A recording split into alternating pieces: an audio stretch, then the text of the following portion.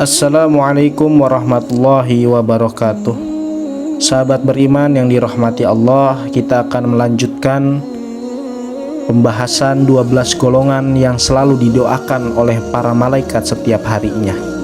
Setelah kita melewati ke-7 golongan, kita beranjak ke 8 golongan.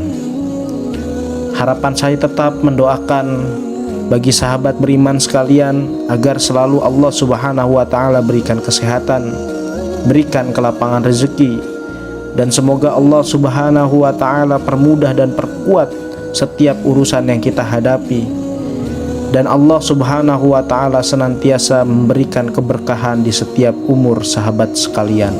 Amin ya rabbal alamin.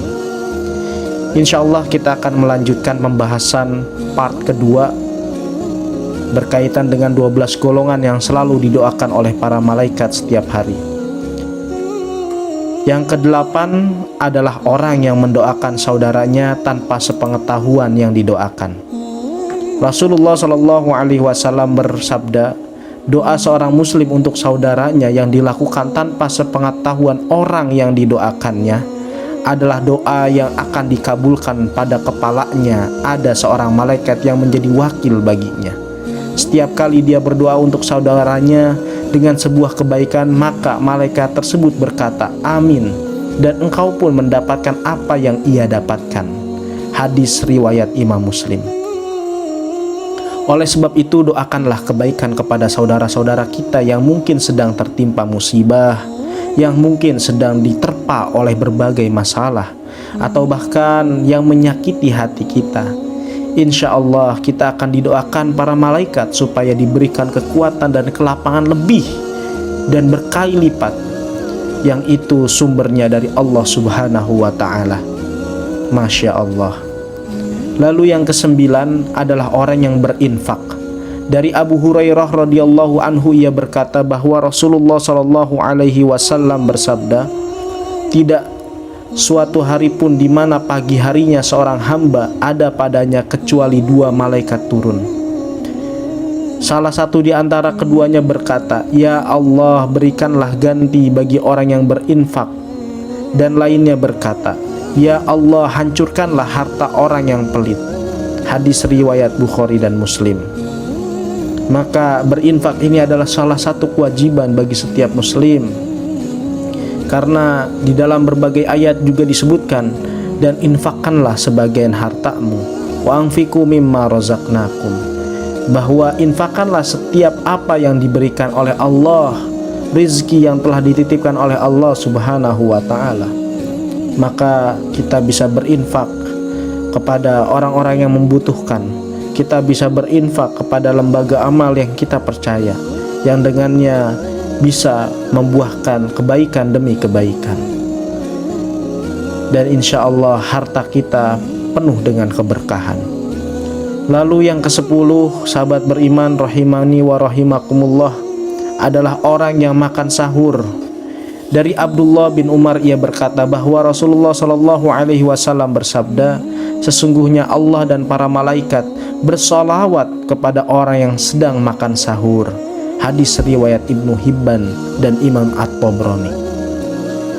Kemudian sahabat beriman yang dirahmati Allah, 12 golongan yang selalu didoakan oleh setiap malaikat adalah orang yang menjenguk orang sakit.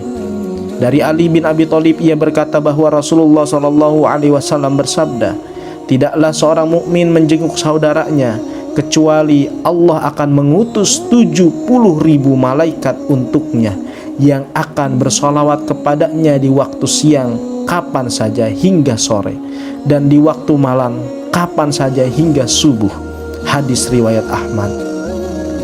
Inilah keutamaan luar biasa daripada menjenguk orang sakit.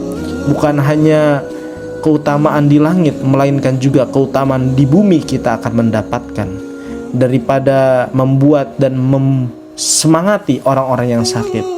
Dengan kunjungan kita, insya Allah orang yang sakit akan merasa lebih baik. Orang yang sakit akan merasa lebih lega karena banyak orang yang peduli. Karena di saat sakitlah bukan hanya jasadnya, melainkan juga ada jiwanya. Yang terkadang ada orang-orang yang sakit, kemudian ia menjadi tidak semangat, kemudian ia menjadi pesimis, bahkan ia sudah menyerah dalam hidupnya. Maka tugas seorang muslim ketika datang menjenguk harus ada tausiahnya, harus ada saling menasihati, saling menyemangati untuk berharap kepada Allah Subhanahu wa Ta'ala sebagai penyembuh utama. Kemudian sahabat beriman yang dirahmati Allah adalah yang ke-12, orang yang mengajarkan kebaikan kepada orang lain. Rasulullah Shallallahu Alaihi Wasallam bersabda, keutamaan seorang alim atas seorang ahli ibadah bagaikan keutamanku atas seorang yang paling rendah di antara kalian. Sesungguhnya penghuni langit dan bumi, bahkan semut yang ada di dalam lubang, bahkan ikan, semuanya bersalawat kepada orang yang mengajarkan kebaikan kepada orang lain. Hadis riwayat Tirmidzi. Maka luar biasa para guru ngaji yang mungkin hari ini mengajarkan huruf hijaiyah, jangan pernah disepelekan, karena ia termasuk daripada 12 golongan yang selalu didoakan oleh para malaikat. Dan bagi sahabat beriman yang mungkin berprofesi sebagai guru dan senantiasa mengajarkan kebaikan, entah itu mata pelajaran agama ataupun mata pelajaran umum lainnya, sepanjang di dalamnya ada kebaikan untuk orang lain, maka Allah Subhanahu wa Ta'ala senantiasa mendoakan bagi orang-orang yang mengajarkan kebaikan. Maka jangan pesimis dengan hal-hal yang kita dapatkan di dunia, walaupun yang kita dapatkan masih dirasa sedikit, karena Allah Subhanahu wa Ta'ala menyiapkan keberkahan dari setiap ilmu yang kita ajarkan. Masya Allah. Sahabat beriman yang dirahmati Allah, kita semua berharap semoga kita bisa menjadi salah satu hamba Allah yang selalu didoakan kebaikan oleh para malaikatnya. Amin ya rabbal alamin. Maka tentunya harus kita usahakan untuk menjadi ke-12 golongan ini yang penuh keikhlasan, yang penuh dengan keimanan, yang dengannya oleh Allah Subhanahu wa Ta'ala kabulkan daripada doa-doa malaikat berkenaan dengan amalan yang kita lakukan. Demikian dari video yang bisa saya bagikan, semoga ada manfaatnya untuk kita semua. Wassalamualaikum warahmatullahi wabarakatuh.